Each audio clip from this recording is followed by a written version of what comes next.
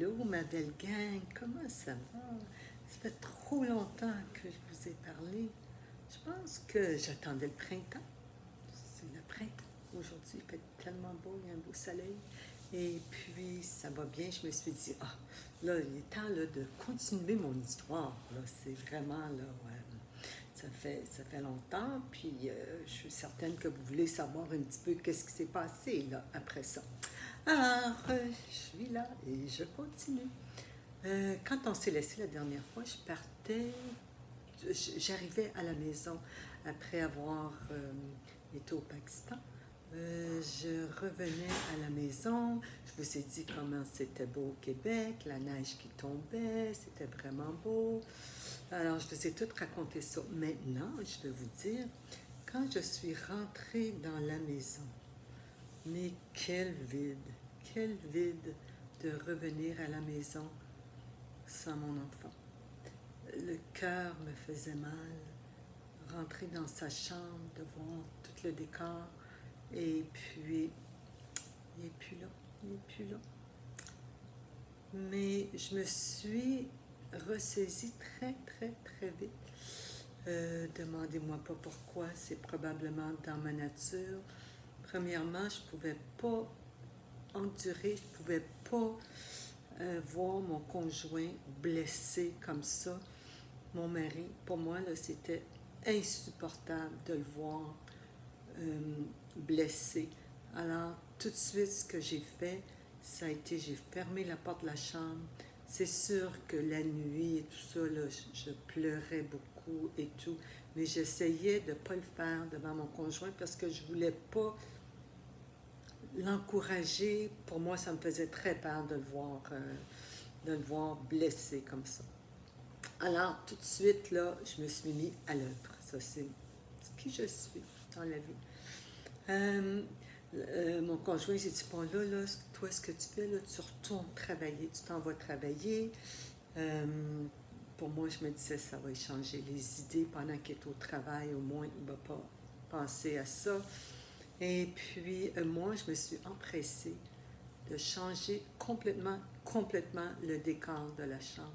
J'ai pris les meubles, je les ai décapés, je les ai emmenés moi-même toute seule dans le garage. J'ai décapé les meubles, j'ai repeinturé, j'ai posé du papier peint, j'ai fait tout ça là, pendant que lui était au travail. Puis la porte, le soir qu'il arrivait, la porte était fermée.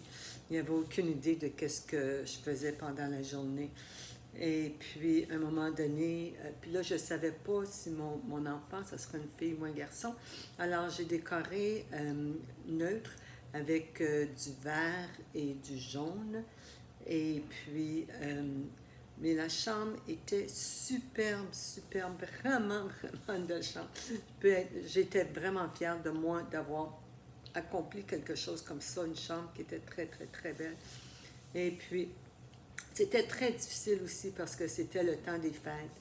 Et puis moi, j'avais hâte là, d'aller avec mon garçon, là, de fêter. Il allait avoir 2 ans. Pour moi, c'est l'âge qui commence un peu à comprendre, commencer à aller lui montrer les décorations de Noël dans le centre d'achat, d'aller voir le Père Noël, d'aller...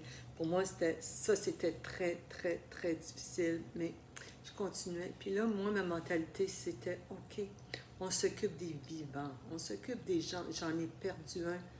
Il n'y a rien que je peux faire, il n'y a rien qui va me le ramener, malheureusement. Il n'y a rien. Alors, on s'occupe des vivants, on s'occupe des enfants qui sont vivants. Et puis là, j'avais des petits-neveux, des petites-nièces qui étaient jeunes à ce moment-là. Puis on faisait des parties de Noël, puis c'est sûr que personne ne voulait faire un party de Noël. Moi, j'ai dit, OK, c'est moi qui fais le party de Noël. Alors, je me rappelle que cette année-là, j'ai fait un party de Noël. Je me disais, ce qui est important, c'est les enfants qui sont vivants en ce moment. Alors, je vais m'occuper d'eux autres, c'est ça, là, je m'occupe de la vie. Alors, puis je savais que mon garçon, que j'ai perdu, je pouvais, mais absolument rien faire. Alors, j'avais pris le choix.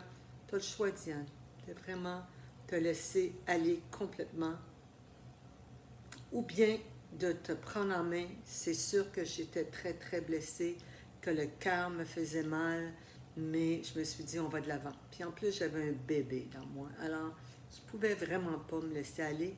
Alors, la vie a continué comme ça.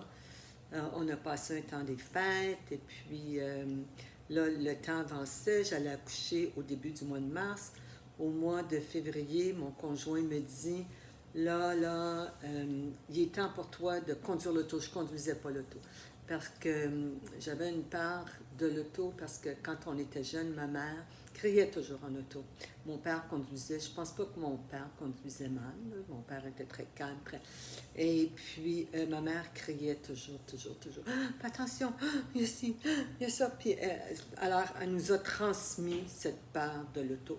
Mon conjoint dit non, toi là, moi je ne vais pas aller te reconduire à chaque rendez-vous, laisser le travail, tu vas apprendre à conduire. Il a acheté un auto, il l'a mis devant la porte. Je me rappelle encore une petite Toyota Camry orange. Et puis là, je me suis dit, oh mon Dieu, j'ai pas le choix. J'ai pas le choix. Alors je ne savais plus quoi faire. Et puis, c'est ça qui s'est passé. Là, je dis, je sais pas qu'est-ce que je vais faire. Alors, j'appelle l'école de conduite. Puis là, je suis toute nerveuse, puis vraiment nerveuse. Qu'est-ce que je fais? Tout. L'école de conduite me dit, bien, on a commencé le cours, ça fait une semaine, mais si tu viens ce soir, on va t'accepter, puis tu vas pouvoir reprendre le temps perdu. Alors, je n'avais plus le choix. J'allais accoucher le mois prochain. C'était le dernier cours là, avant que j'accouche. J'avais comme plus le choix. Ça a été bon pour moi parce que j'avais pas le temps de décider, de dire, ben, je vais y penser, là. J'avais pas le choix. Alors, je suis allée prendre mes cours de conduite. Alors, j'ai été très occupée pendant ce mois-là. Apprendre à conduire, puis j'y riais beaucoup parce que c'était le mois de février, puis il y avait des gros bancs de neige. Puis là, je tournais, puis je rentrais dans un banc de neige, puis là, je disais au conducteur, ben une chance qu'il y a des bancs de neige au moins, là, tu sais, c'est moins dangereux, je rentre dans les bancs de neige. Puis là, j'ai demandé, j'ai dit, ça se peut-tu des gens qui apprennent jamais à conduire? Il dit non. Il dit, dans ma vie, moi, j'ai jamais vu ça. Il dit, il y en a que ça leur prend plus de temps pour apprendre, mais tout le monde réussit à conduire. Finalement, j'ai réussi à conduire. C'est le temps maintenant de passer l'examen, voir si je vais avoir mes licences. Puis à ce moment-là, disons qu'on était 10 dans le groupe, et on choisissait peut-être 5 ou 6 pour passer le test, et puis les autres avaient automatiquement leur permis de conduire. Alors moi, je regardais tout le monde, qui est-ce qu'il allait choisir. Puis moi, je dis, monsieur, je ne veux pas vous apeurer, là, mais moi, je suis due pour accoucher. Alors, si jamais, pendant que je passe mon test, je commence mes contractions, bien, vous avez juste à aller, je vais être au Jewish Hospital, vous allez juste à me conduire là, et puis il n'y aura aucun problème. C'est le seul inconvénient. Devinez quoi? Il m'a donné mon permis de conduire instantanément. Alors, c'est comme ça que j'ai appris à conduire. Alors, c'est ça, là, en ce moment. Vous entendez le téléphone sonner. J'ai oublié d'enlever mon téléphone. Alors, c'est ça, ça sonne. Et puis, bien alors, c'était pour vous dire, c'est comme ça que j'ai vécu jusqu'à temps que mon bébé vienne au monde. Alors, prochain épisode, ça va être mon beau bébé qui vient au monde. Vous allez savoir si c'est une fille ou un garçon. D'ici là, bien, profitez du beau temps, profitez du printemps, amusez-vous bien, mais surtout, prenez bien soin de vous. Je vous aime, mes amis. Bye bye.